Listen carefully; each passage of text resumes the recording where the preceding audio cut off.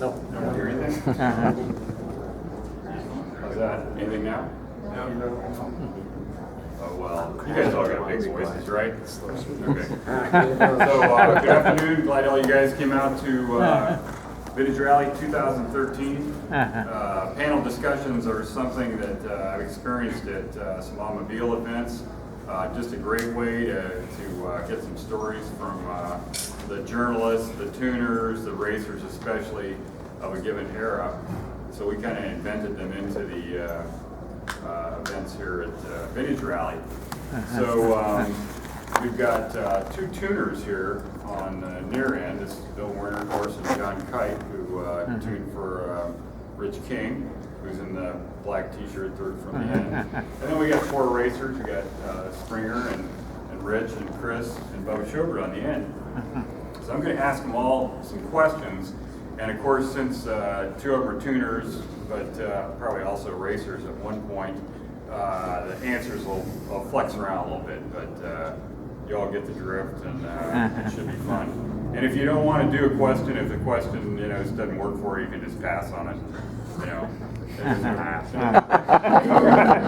I see you guys. Thanks for coming. I'll pass that one down to Bubba. You answer that one.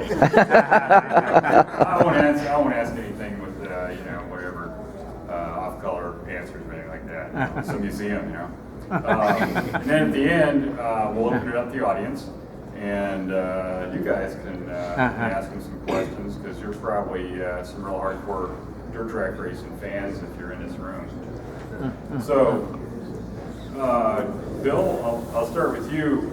Tell us some racers that were your heroes when you were growing up and watching racing, and maybe in your early days of racing. Who were your heroes?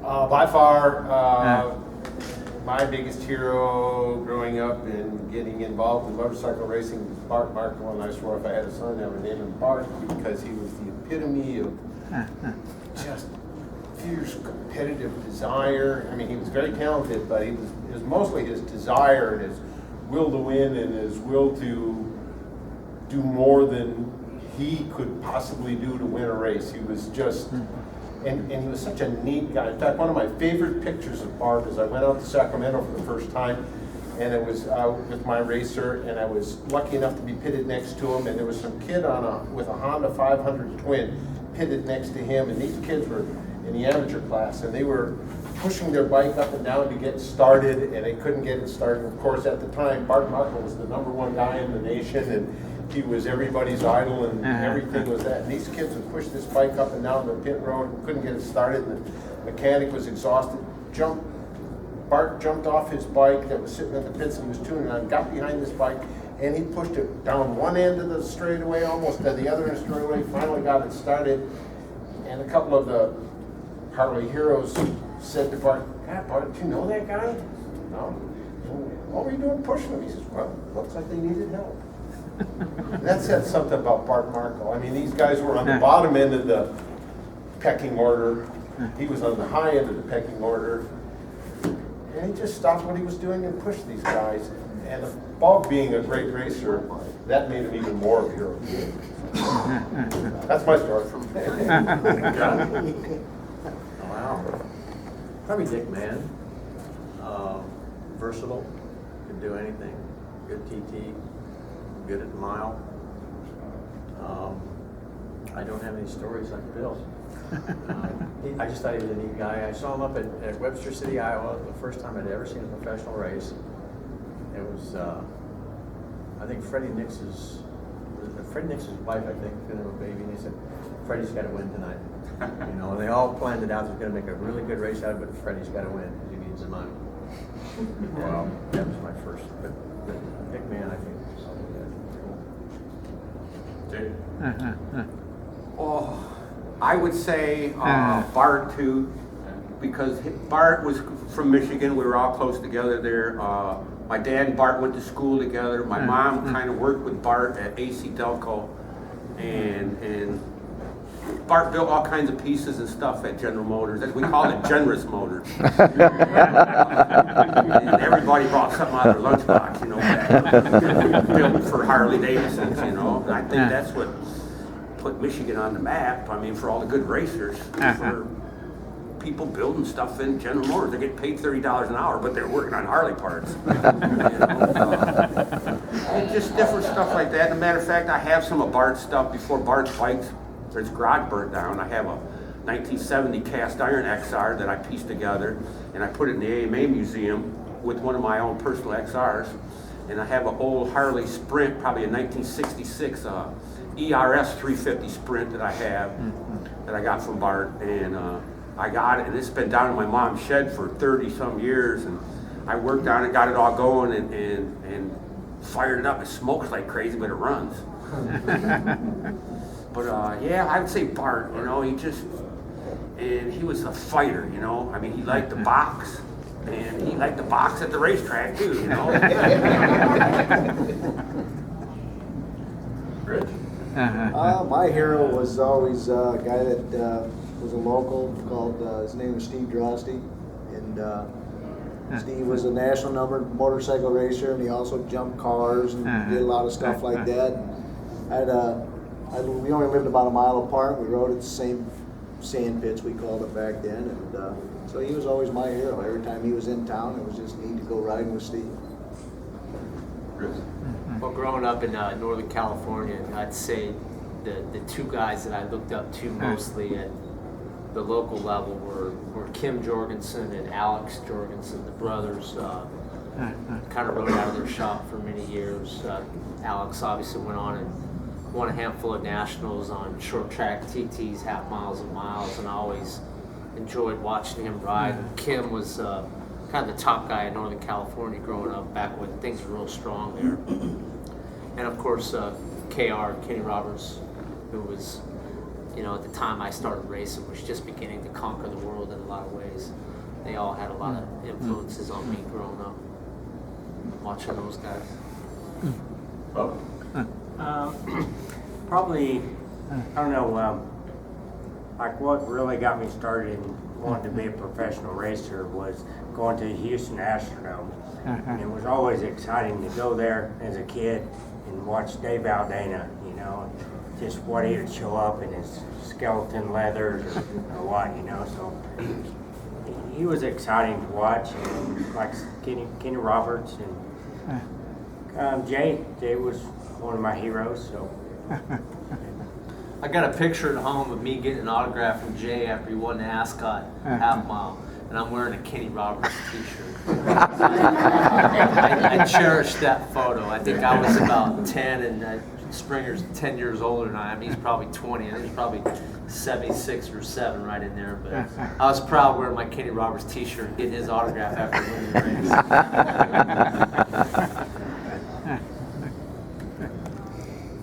What got you started in motorcycles in the first place? Like going back to, you know, that moment when you weren't a motorcyclist at all. You know, what flipped that, you know, you suddenly were owning them, riding them? I had a high school buddy come over to my house, and he had a 350 Honda Hawk. Just bought it, and he said, "Hey man, we gotta go to this motorcycle race in Cedarburg. They're gonna have a race there in Cedarburg, and we gotta go see this motorcycle race." And I hadn't I had a little moped, but I didn't have a real motorcycle then. And I ran on the motorcycle back of him to the race in Cedarburg. And he said, "Well, I got this guy who lives in Cedarburg. He's supposed to be better than everybody else and kicks everybody's butt. And you got to see this guy. He's supposed to be, you know." And I said, "Well, what number is he? What number?" "I don't know, but they say he's the whiz, and you know, he just does stuff better than everybody else." And we're watching time trials, and you're watching it, and everybody's going around the track, and all of a sudden the number one guy come out was Carol Ressweber, and I didn't even happen to notice the number. I said, "Oh, I bet you it's him, because he's doing different stuff than everybody else." And I was like, holy mackerel. And ironically, he crashed that day and broke his hand at the track that day. It was the first time I saw Carol Ressweber race, and from that I just evolved into doing some scrambles racing, and then a different friend of mine actually bought a 250 Sprint. He started racing it, and I started wrenching on it, and then he let me ride it. And one thing after another evolved. We met Ralph Burke, who was Carol Ressweber's tuner, and then I got from Sprints to KRs to, you know, Life 101. There you go. But that was the start. Right. Seeing a motorcycle racing, thinking, oh my God, this is something. Okay. I think I was about 10 years old, and I was at a friend of mine's house, and across the street there was a mini bike, and I had to have it.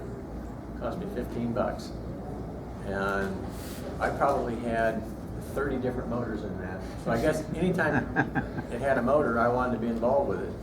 And I put on 10 million miles in my lot next door to my house, and my mom was always concerned about the grass, and my dad says it'll grow back. At least we know where he is. So, then I worked at a book bindery, made $1 a nickel an hour, made enough money to buy a Honda 50, and that was it. I was hooked, and the rest is history. What got me into racing?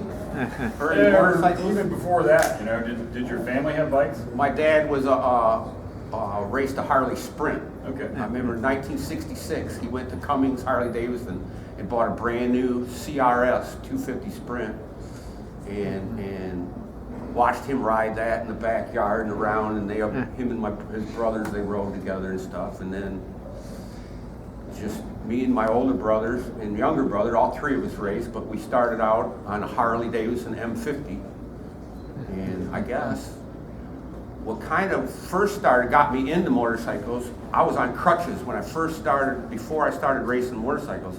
I had a Perthes disease. Crutches come later. That's what started it all. I was on crutches, my dad bought me a motorcycle so I didn't have to walk. Truthfully, and that's what got me started into motorcycles. You gotta love that. Then the crutches. But anyhow, I had a Perthes disease, it was in my hips. And if you walked on it, your hip ball would leave a flat spot on it, and then we'd walk with a big limp.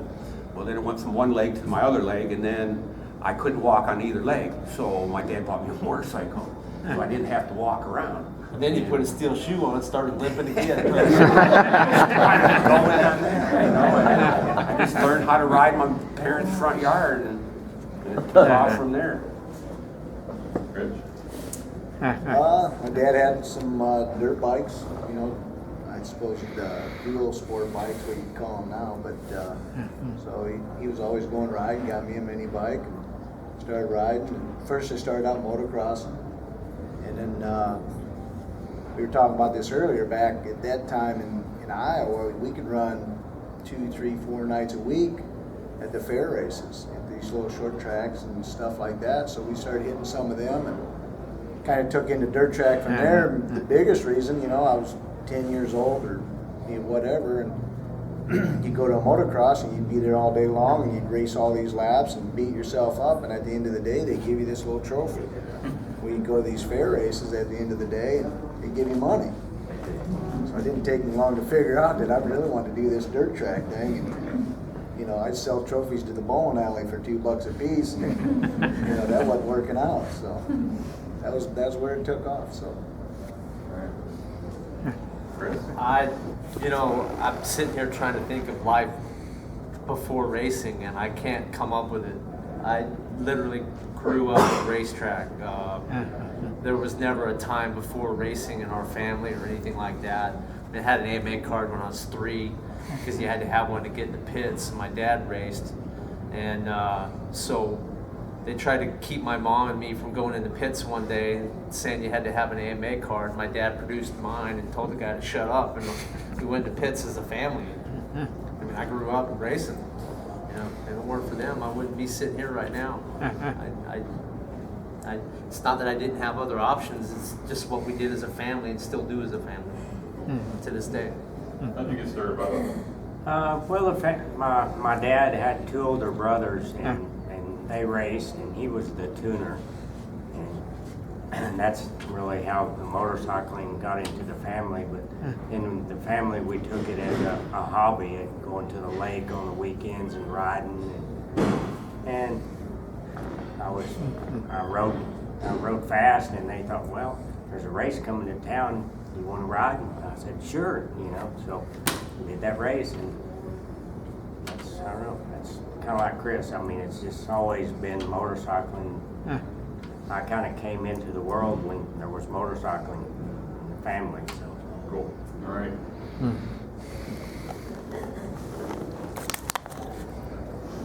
So we'll talk about hardware.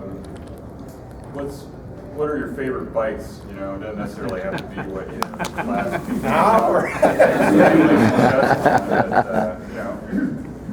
Well, you know, obviously with my association with Harley Davidson, I was intimately involved in the evolution of the XR750, and you know, I was there at a time when that was all being created, and the people that worked on the project to, you know, refine and refine and re-refine and refine the engine. I was there during those years. I started in '66 and worked there till 2004. So obviously very familiar with that. And, so I'd say, you know, that's, you know, one of my favorite engines. I like the KR a lot too. I worked on the KRs because they were, you know, very simple to work on, my current passion is the Kawasaki, because you can take the parts right out of the box and put them in there. You don't have to measure it. You don't have to remanufacture them. You know, they aren't rusty. So I, you know, I've had a couple of favorite bikes. You know. John? All of them. I like them all. As far as a favorite, you know, building bikes, I built a lot of different kinds of bikes. Kawasaki's a Bill, and some Hondas and some Rotaxes, and worked on a project with Rich. We built some Aprilias, 550 Aprilias. It's really a neat little bike. But my all-time favorite that I raced was probably a 350 Honda Twin, believe it or not. It was more fun. It never quit. It was fairly fast. It was loud, and it was just fun to ride. Especially, it was a TT bike, so it did everything I wanted to do. So I guess 350 Honda Twin is probably my favorite. Jay? Nah, my favorites, I guess, was probably my first race bike was a Harley Davidson M50, you know, and then it was at 3-speed on the handle, and I started racing at 9 years old on that, and then I had an S Honda 90. Probably maybe one of my favorite ones was a 100 Kawasaki Green Streak I raced. When I was probably 11 or 12 years old, I could split the cases on it and put a new crank in it. And when I was 11 or 12 years old, my dad showed me how to do it a couple different times, and I could take this thing apart and press the flywheels apart, put a new rod in this thing. Sometimes we'd have practice on a Thursday night, and I'd blow it up, and we raced on Friday night.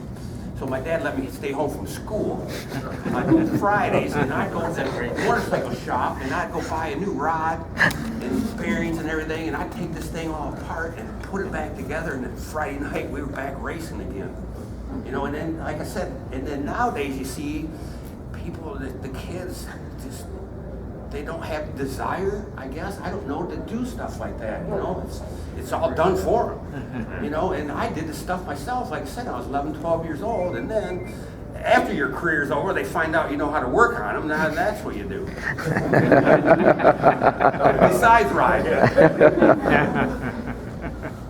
your favorite bike, Rich? You know, it's kind of like with Jay and probably pretty much everybody else. I mean, it's just kind of changed as your career went, you know.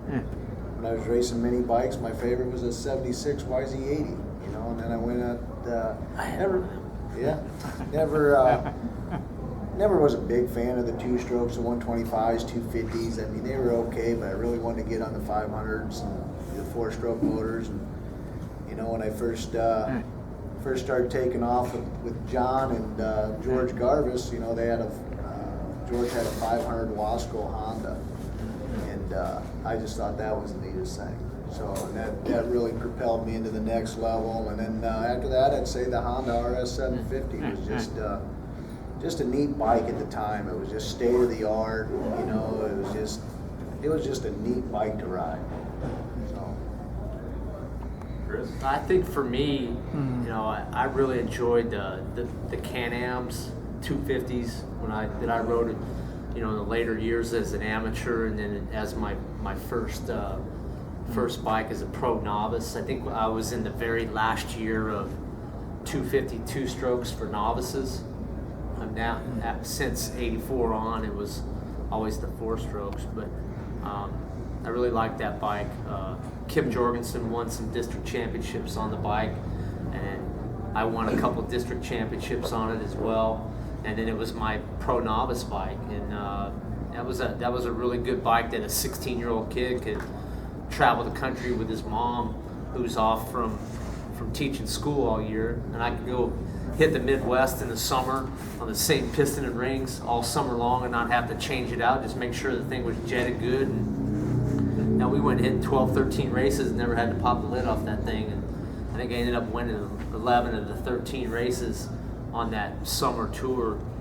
But if I were to pick one bike in my flat track career that kind of helped define me and help me, make my mark initially, was the Wood Rotax.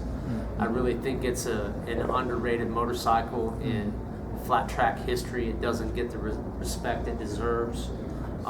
It was affordable to a certain extent when other bikes weren't, and it was available, and they were built great. And I think Ron Wood doesn't get enough credit for building such a great motorcycle and having it available for those that wanted to go race. I think that was an impact bike for me. Love your favorite bike? Well, they were all the mile track bikes were my favorite. I liked the miles the best because the tracks were usually the best. So, and I liked the 750s. I won my first national on the Harley, the XR 750. But when I got the chance to be with Honda, and the RS 750, I really liked it. So, I mean, That's what the XR should have become, huh? yeah. The RS 750 was designed in, '83? And I guess the XR was designed in '72. So, had a little bit of a jump on them, and I like the newer stuff better. All right.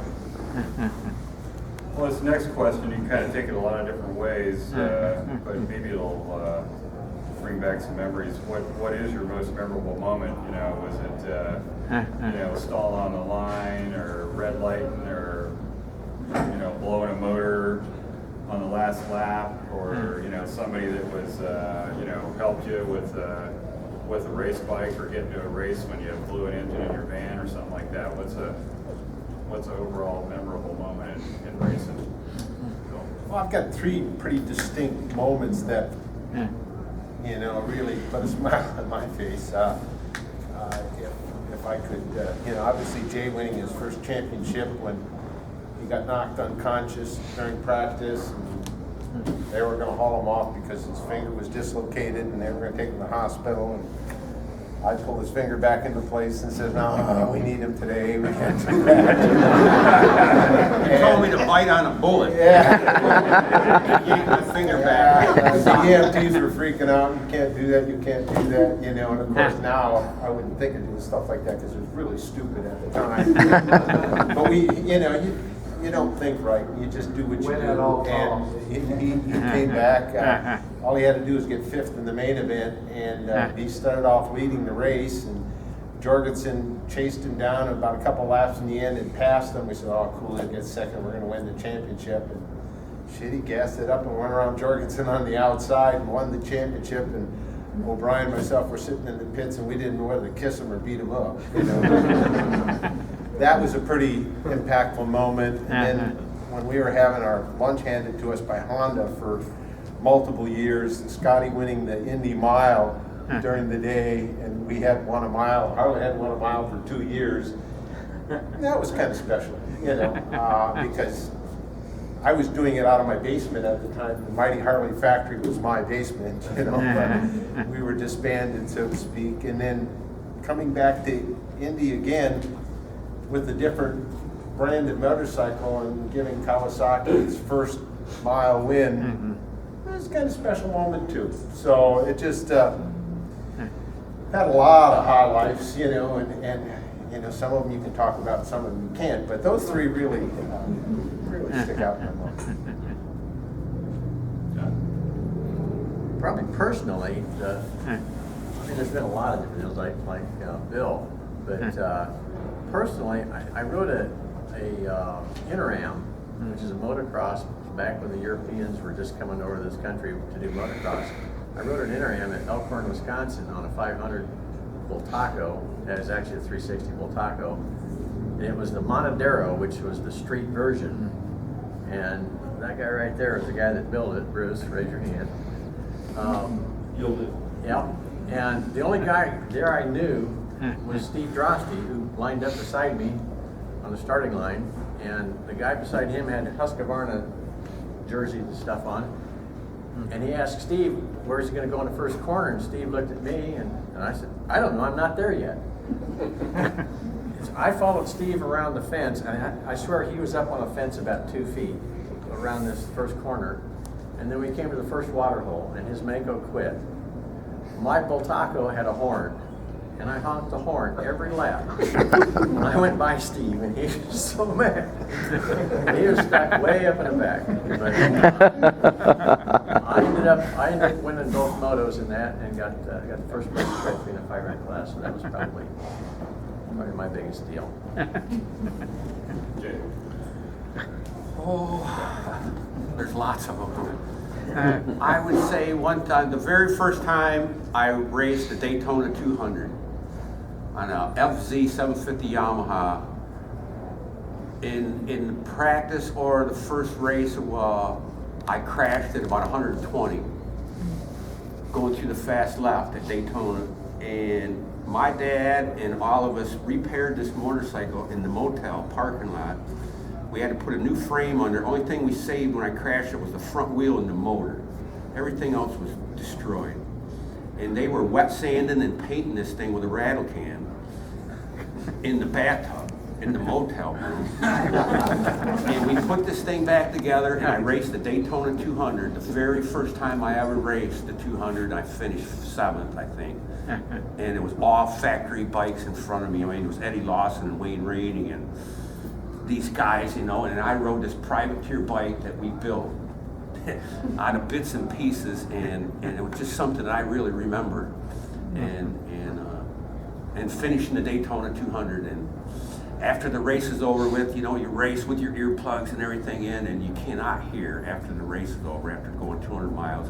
Your hands feel like springs from the vibration and everything, and I'm talking, and I'm just yelling. You know, and it's like, keep it down, keep it down. It's like, what, you know? But you're just yelling because you can't hear and everything. But it was a pretty good feelings. And then the finish in the Daytona 200, the very first time I rode it. I ran out of adrenaline that weekend.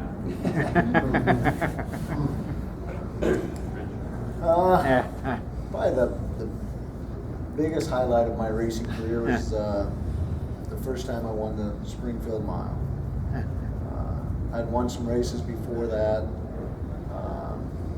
come close many times to winning on the mile. Just never ever happened. In fact, I was talking to Jay earlier, and I said, geez, it seemed like 2 or 3 years straight there, me and Chris and Jay were always on the box together, but I was never at the top of the box. So that was a big day for me. I went, you know, like I said, I won the Springfield Mile, gave my mom a victory lap, you know, ride her for the victory lap, and just probably the biggest time of my career.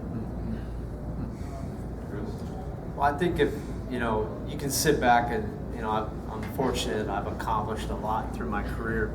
But if I were to pick one day or one race, it would be the 1999 Sacramento Mile.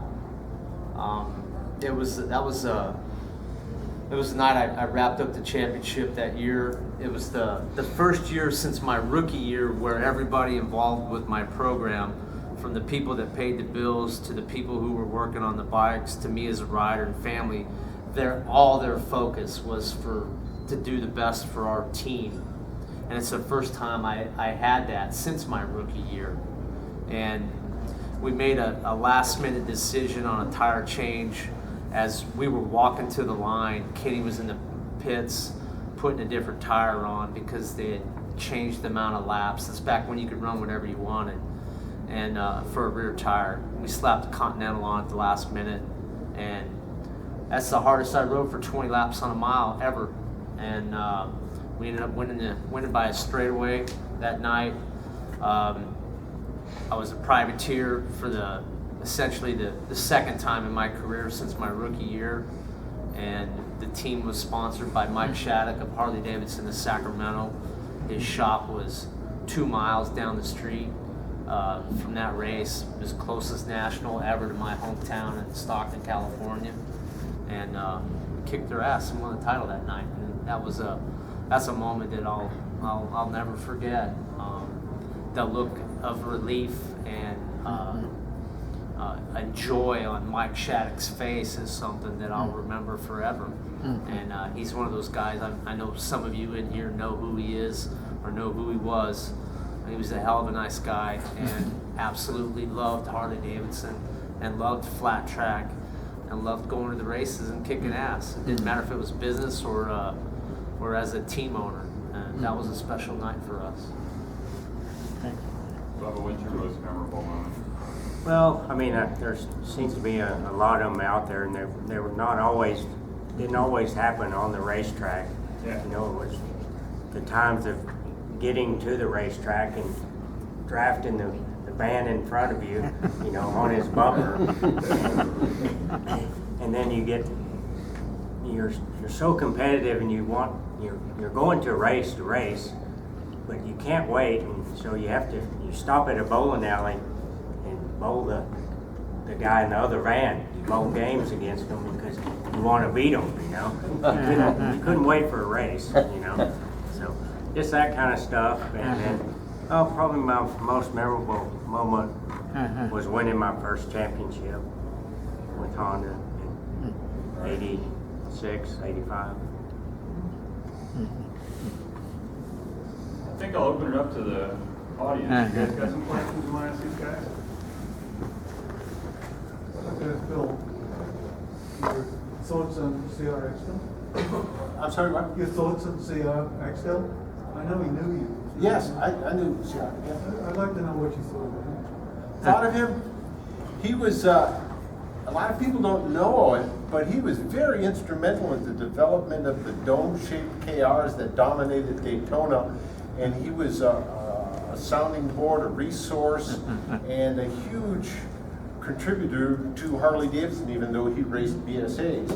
Very knowledgeable man, designed camshafts, knew a lot about cylinder air flow. He was one of the few guys that had a motorcycle dynamometer, and he was, at the time, between him and Ralph Burt, who was a mechanic at Harley Davidson, they were revered in the pits as the guy. You know, if you were serious about winning a championship, you had to have one of those two guys being a resource for you, either being your direct mechanic or an indirect contributor to your program. If you had one of those two guys, you had a leg up on everybody else. And CR is certainly worthy of all the accolades that were given him. Favorite racetrack and favorite race? Who do you want to direct that to? Anybody that... Anybody want to jump in on that? Favorite racetrack and race? I'll start off, and we all have our favorites. And, you know, it's the old baseball saying, Springfield's been very, very good to me. I've been fortunate enough to have my bike win Springfield 18 different times with 3 different riders and 2 different brands. So. Springfield's been very, very good to me. I got 2 racetracks that were my favorite. They're both in the Des Moines area. One was called Vandalia Speedway. It was a really high bank short track. And I won every race there for 2 years with the exception of one. And that was the last one, and it paid the bounty money. But other than that, it was my favorite racetrack. The other track was south of town. It was a TT track. And it was the first place that my mom got to watch me ride. And I rode every class, the 100, 125, the 250, the 500, and the 650, 750 class. And I won all the races. And I won the wheelie contest too. And the wheelie contest paid more than any other class.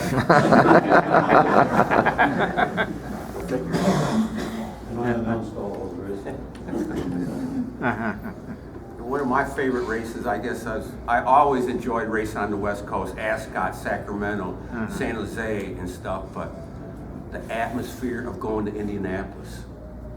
And then we always raced when the fair was going on.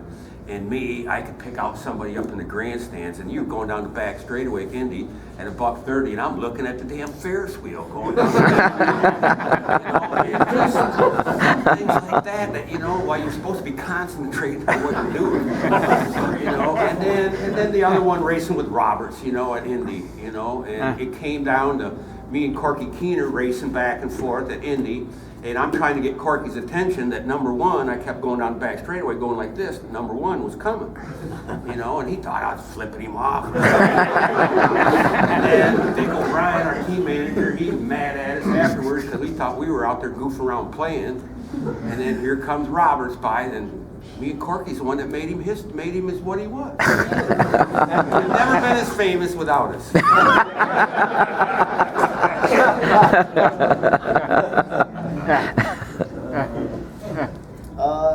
As far as favorite racetrack, I don't know if, you know, everybody loves Springfield, but when I was at the top of my career, I really liked the shitty old stock car half-mile racetracks that, you know, we'd show up and Chris or Jay or somebody would be running around, you know, and this thing's junk, we shouldn't be here, you know, what is this? They don't have a water truck.